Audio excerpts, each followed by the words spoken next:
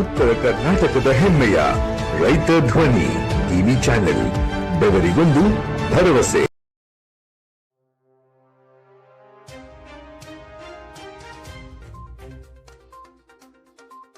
ರೈತಧ್ವನಿ ನ್ಯೂಸ್ಗೆ ಸ್ವಾಗತ. ಟಡಸ್ ಗ್ರಾಮ ಪಂಚಾಯಿತಿ ನೂತನ ಅಧ್ಯಕ್ಷೆಯಾಗಿ ಗೌಶಿಯಾ ಇಬ್ರಾಹಿಂ ಹುಬ್ಬಳ್ಳಿ ಅವಿರೋಧ ಆಯ್ಕೆ. ಟಡಸ್ ಗ್ರಾಮ ಪಂಚಾಯಿತಿಯಲ್ಲಿ ಅಧ್ಯಕ್ಷ ಸ್ಥಾನಕ್ಕೆ ನಡೆದ ಚುನಾವಣೆಯಲ್ಲಿ ಗೌಶಿಯಾ ಇಬ್ರಾಹಿಂ ಹುಬ್ಬಳ್ಳಿ ಅವರು ಅವಿರೋಧವಾಗಿ ಆಯ್ಕೆಯಾಗಿದ್ದಾರೆ. ಈ ಮೂಲಕ ಗ್ರಾಮ ಪಂಚಾಯಿತಿಯ ಆಡಳಿತದಲ್ಲಿ ಹೊಸ ಅಧ್ಯಾಯ ಆರಂಭವಾಗಿದೆ. ಹಿಂದೆ ನಡೆದ ಸಭೆಯಲ್ಲಿ ಅಧ್ಯಕ್ಷರಾದವರು ಅನೈತಿಕ ಶಬ್ದ ಬಳಕೆ ಎಂಬ ಆರೋಪ ಕೇಳಿಬಂದ ಹಿನ್ನೆಲೆಯಲ್ಲಿ ಇಂದು ತಾಲೂಕಾ ಅಧಿಕಾರಿಗಳ ಸಮ್ಮುಖದಲ್ಲಿ ಅಧ್ಯಕ್ಷ ಸ್ಥಾನಕ್ಕೆ ಚುನಾವಣೆ ನಡೆಸಲಾಯಿತು. ಚುನಾವಣಾ ಪ್ರಕ್ರಿಯೆಯಲ್ಲಿ ಗೌಶಿಯಾ ಇಬ್ರಾಹಿಂ ಹುಬ್ಬಳ್ಳಿ ಅವರು ಹೆಸರನ್ನು ಪ್ರಸ್ತಾಪಿಸಲಾಯಿತು.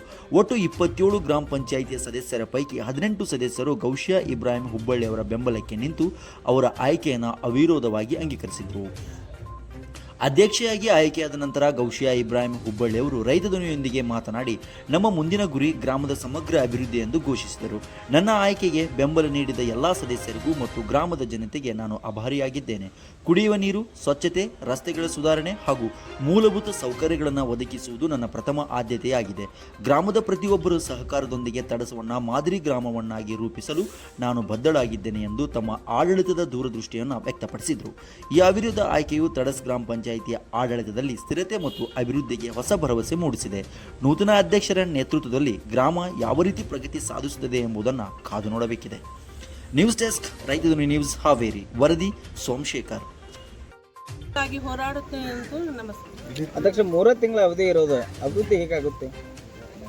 ಅಭಿವೃದ್ಧಿ ಮಾಡ್ಬೇಕಂದ್ರೆ ಮನಸ್ಸಿನಾಗಿದ್ರೆ ಏನಾದ್ರೂ ಸಾಧಿಸ್ಬೋದು ಮೇಡಮ್. ಇಷ್ಟು ದಿನ ಗ್ರಾಮ ಅಭಿವೃದ್ಧಿ ಆಗಿಲ್ಲ, ಆದರೆ ಇಲ್ಲಿ ಮೆಂಬರ್ಸ್ಗೆ ಮರ್ಯಾದೆ ಸಿಕ್ಕಿಲ್ರಿ.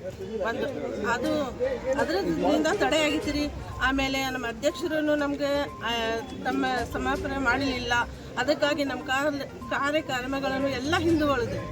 ತನ್ನದಾದ ಒಂದು ಇದಕ್ಕೆ ಅಭಿಮಾನಿಗೆ ಇದು ನಮ್ಮ ಮೆಂಬರ್ಸ್ಗೆ ಎಲ್ಲರಿಗೂ ತಗೊಂಡು ಕೆಲಸ ಮಾಡಲಿಲ್ಲ ಅವರು.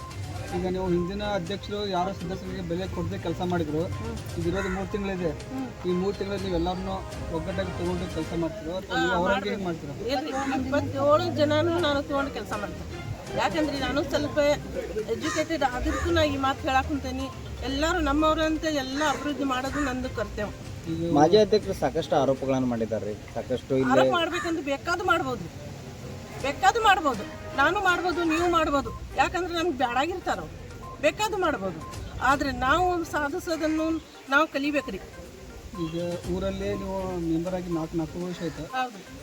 ಯಾರು ಕೂಡ ಅಷ್ಟು ಅಭಿವೃದ್ಧಿ ಕೆಲಸ ಮಾಡಿಲ್ಲ, ಅಧ್ಯಕ್ಷರಾಗಿ ಅಭಿವೃದ್ಧಿ ಕೆಲಸ ಮಾಡಲ್ಲ ಅಂತೇಳಿ ಆರೋಪ ಮಾಡ್ತಾ ಇದ್ದಕ್ಕೆ ಅಂತ ಮಾಡ್ತಾರ ಅಂತ ಅವ್ರು ಹೇಳ್ಬೋದ್ರಿ. ಆದರೆ ನಾವು ಎಲ್ಲರೂ ಒಗ್ಗಟ್ಟಿದ್ರೆ ಒಂದು ತಿಂಗಳದಾಗ ಬೇಕಾದ ಕೆಲಸ ಮಾಡ್ಬೋದು.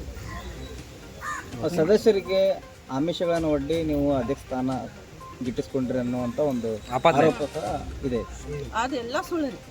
ನಾನು ಮಾಡಿದ್ದು ಹೋದ ಸರಿನೂ ನಾನು ಅಧ್ಯಕ್ಷ ಸ್ಥಾನಕ್ಕೆ ಇದು ಮಾಡೀನಿ. ಅಲ್ಲ, ನೀವು ಅಧ್ಯಕ್ಷರಿಗೆ ಇವಾಗೆಲ್ಲ ಮೆಂಬರ್ಗಳಿಗೆ ನೀವು ದುಡ್ಡು ಕೊಟ್ಟಿವ್ರು ನಿಮ್ಮ ಕಡೆ ತೊಗೊಂಡ್ರಿ ಅಂತೇಳಿ ಒಂದು ಆರೋಪ ಅಂತ ಹೇಳ್ತಾರೆ. ಆರೋಪ ಬರ್ತೈತೆ. ಆ ದುಡ್ಡು 1 ರೂಪಾಯಿನೂ ಕೊಟ್ಟಿದ್ರಿ ನಾನು. ಆದರೆ ನಮ್ದು ನಿಮ್ಮ ಸ್ವಾಭಿಮಾನಕ್ಕಾಗಿ ನಾವು ಎಲ್ಲ ಹೋರಾಡಿದ್ದೀವಿ. ನನ್ನ ಹಿಂದೆ ಎಲ್ಲರೂ 1 ತಿಂಗಳದ್ದು 2 ತಿಂಗಳಿಂದ ಅಣ್ಣ ತಮ್ಮರು, ನಮ್ಮ ತಂಗಿಯರು ಎಲ್ಲರೂ ಹೋರಾಡಿದ್ವಿ. ಆದರೆ ನಮ್ದು ಒಂದು ಗೌರವವನ್ನು ಉಳಿಸ್ಕೋಬೇಕು ಅನ್ನೋದು ಆಸೆ ನಮ್ದು. ಈಗ ಅಧ್ಯಕ್ಷರಾಗಿ ಏನು ನಿಮ್ಮ ಯೋಜನೆ? ನಮ್ಮ ಗ್ರಾಮ ಪಂಚಾಯತಿಯಲ್ಲಿ ಏನು ಅನುದಾನ ಇರ್ತೈತಿ, ಅದಕ್ಕೆ ಏನು ಮಾಡಬೇಕು, ಯಾವ್ದು ಕೆಲಸ ಹೆಂಗೆ ಮಾಡಬೇಕು ಅನ್ನೋದು ನಮ್ಮದು ಆಸೆ.